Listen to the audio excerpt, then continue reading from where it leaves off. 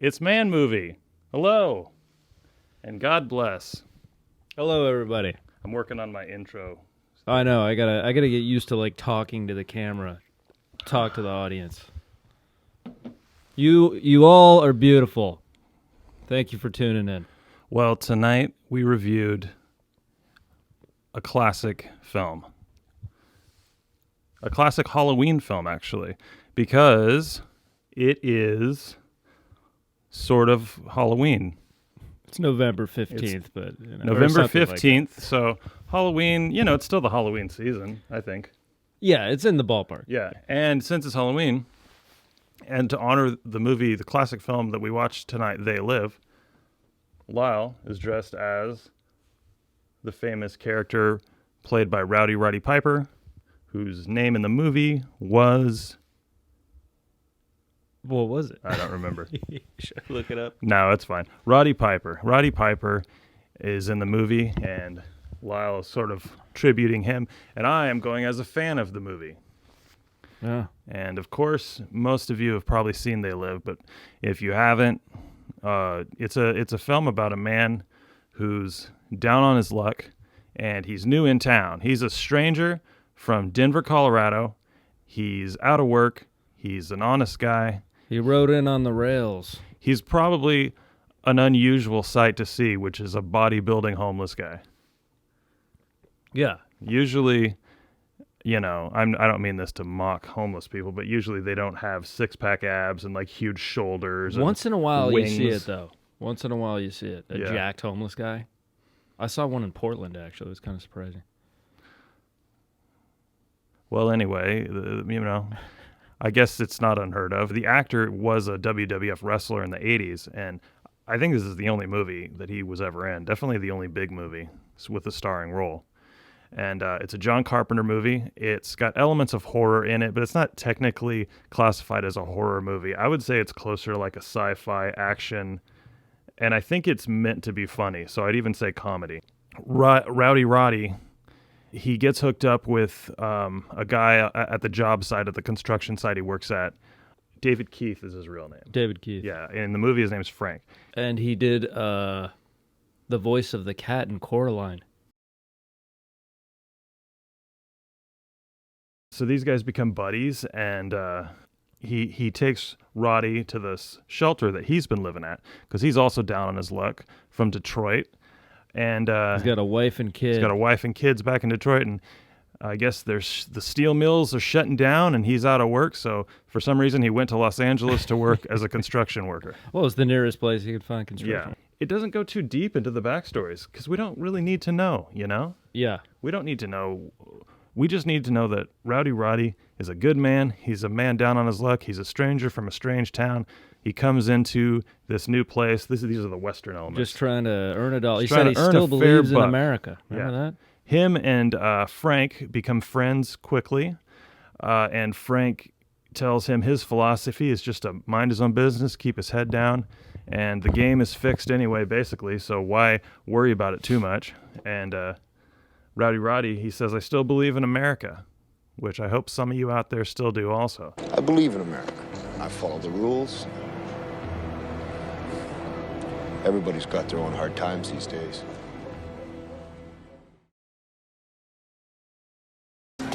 Choir practice went a little late last night, didn't it? The church near the homeless camp, it's kind of seems to be something weird going on. They're open all night. They're singing, hymns until 4 a.m, and he's like, what's going on here? This doesn't seem like, I've heard of religious zealotry, but this is a little ridiculous. And it seems like there's some kind of mysterious group meeting there, and for some reason they're manufacturing sunglasses, and Roddy's like, that doesn't seem like a sinister crime. Also at the homeless encampment, they're watching TV, and in and out of the feed comes this fella, right? This guy. And he just seems like a crazy guy. What's he saying again? Impulses are being redirected. We are living in an artificially induced state of consciousness that resembles sleep. Oh, goddamn hacker, that second time night that asshole's cut in. And they want you to stay asleep they want you to watch and consume, and there's a radio transmission that's getting into our brains and it's making us do, what they want you to do. Yeah, and you look at the guy and you go, okay, cuckoo. Yeah. This guy, he just sounds like a nutcase. So everybody's like, all right, whatever, back to our regular. He kept giving him headaches. They're like, I have a headache from this fella. Yeah. He won't shut up. And so they're like, all right, whatever.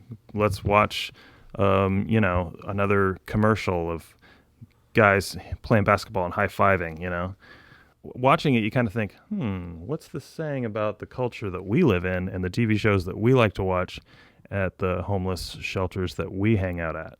Yeah. I was just pausing for effect. It's a good effect. So Roddy kind of is snooping around, and he sees they're manufacturing these sunglasses, and so he takes a pair. Some other stuff happens. We're not going to go through every little beat, but basically these sunglasses have been engineered to be able to see through the bullshit. And what is the bullshit? I don't think it's ever totally... Are you all right?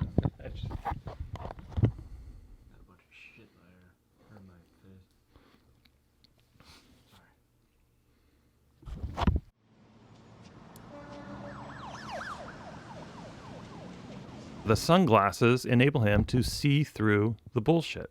And what is the bullshit?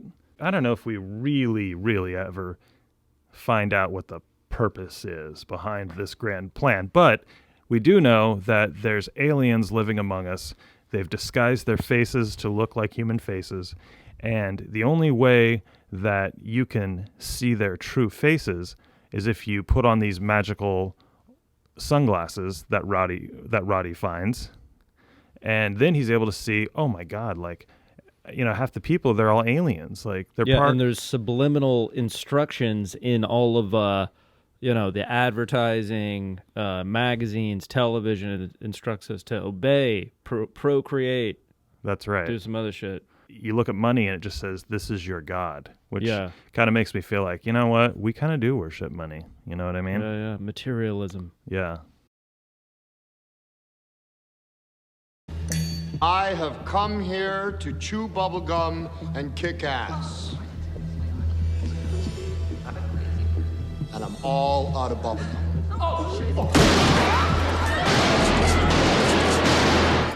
Roddy, he very quickly, I felt, adapted to the new world and was just like, well, a bunch of aliens are taking over. I guess I'm just going to have to kick ass and not take names. Yeah. And that's what he did. That's pretty much what he immediately started doing. He immediately had some cool lines that halfway made sense, but they sounded cool. And he just started shooting aliens. He got a gun. Where'd he get a gun? From a cop? I think, he beat up a couple cops who were aliens, and he was basically like, human lives matter. Pretty much. Yeah.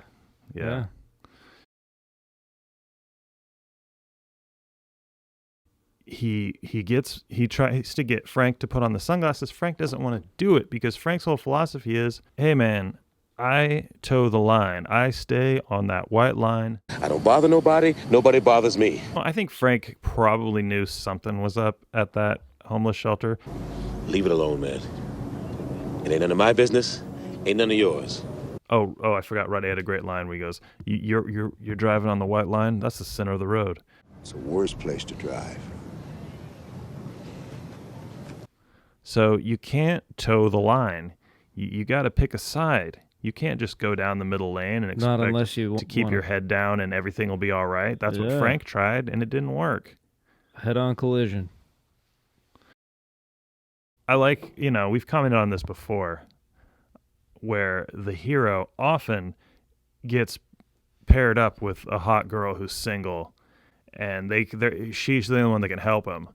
And she often has a house or an apartment he can take her to, where they can explain the plot points, and maybe have sex. No sex this time, but it was always just under the surface that you thought it might happen. Yeah, there was a tension there. Yeah, you could feel it.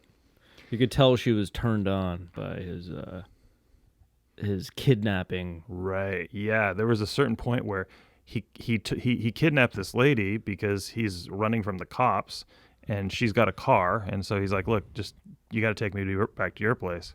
And when they get there, she doesn't know what to expect from him. So I don't know if she's maybe trying to play it safe and seduce him so he doesn't hurt her, or She was a little turned on, yeah. Let's be real. yeah. This Let's put on the sunglasses and see the world as it truly is. Exactly. We're not lying around here.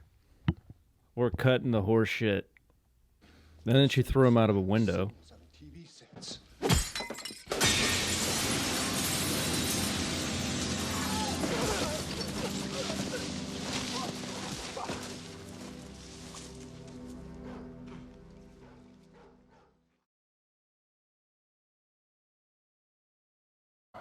Oh yeah, so he's trying to get Frank to put on the sunglasses and join the fight, and Frank's like, I'm not putting on any sunglasses, get the hell out of here. And it turns into one of the most epic fight scenes in movie history. It goes on forever. It goes on and on and on, and when you think it's over, there's something else. Yeah. Somebody tackles somebody. It gets pretty bloody, and I know that Rowdy Roddy choreographed the whole scene, and that they did spent a whole day at this fight scene, and that it was pretty fun. Yeah, that's experience. And it seems like a guy who knows how to choreograph fight scenes put that together. It really feels like it's ended. It's like, okay, finally, we can move on. It's been resolved 4 times. Yeah. They keep falsely resolving the fight and then going farther. Yeah. That's the thing that everybody remembers about, the thing that they just went way too far with. Yeah. And the South Park famously parodied the fight shot for shot with the cripple fight scene between Jimmy and Timmy. Jimmy and Timmy, yeah, including the dialogue. Not this year. Not this year. You dirty motherfucker! You dirty motherfucker. I remember specifically from the Jimmy and Timmy one, him kneeing him in the balls.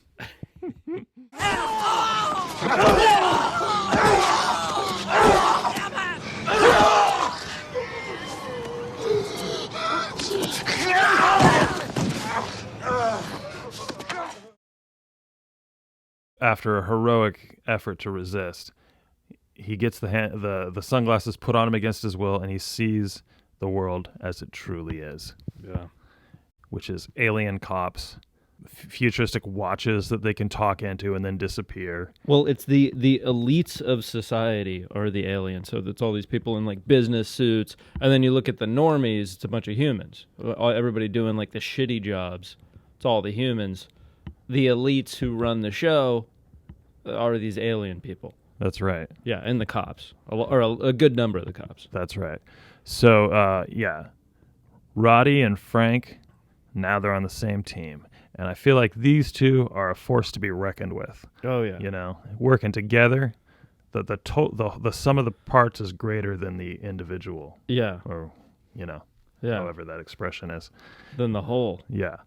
So they're working together, and they're gonna through hell or high water, they're gonna have their reckoning with these alien fucks that took over the world. Yeah. Yeah. What would you do if you were in this scenario? If somebody slapped some sunglasses on you and you saw the world as it really was, a bunch of aliens running the show, what would you do? Would you be like, well, now I'm going to start shooting them? I would be freaked out for a while, and I would need to hide somewhere Yeah. and get my head straight. I'd be like, well, I guess I'm moving to the middle of fucking Montana and I'm building a log cabin.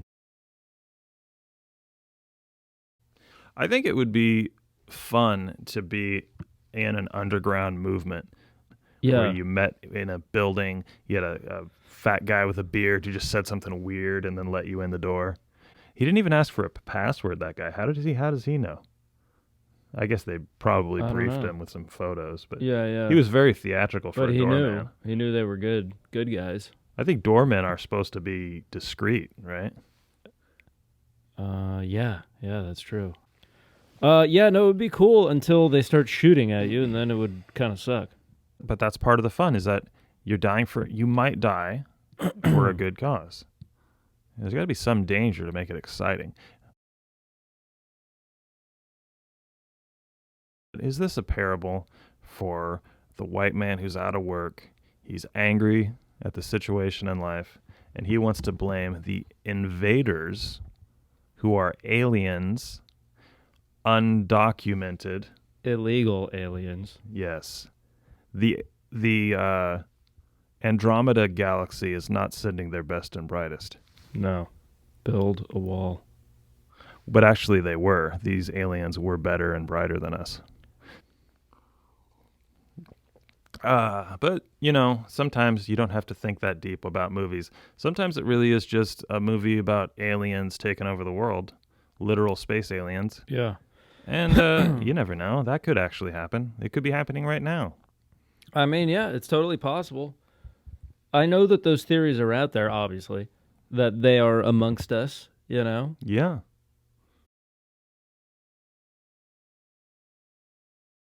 One thing I do know, and I don't need sunglasses to tell me this, They Live is a man movie. It is a man movie. A hell of a man movie. It's a good one. Check it out. It is a good one. Even if it's not Halloween, this is a message that speaks to people year-round. So, unless we sell out to the alien overlords, we'll see you next time. What do you want to say? Unless we won't. Huh? Were you going to say unless we won't? No, I said we won't. We won't. Oh, we won't. And we won't. We will won't not sell out to the alien overlords. Yeah, we're not doing it.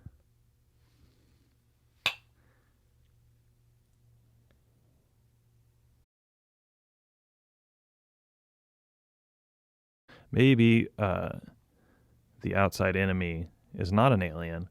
Maybe it's greed and intolerance. Well, yeah, sort of what they're saying with this movie is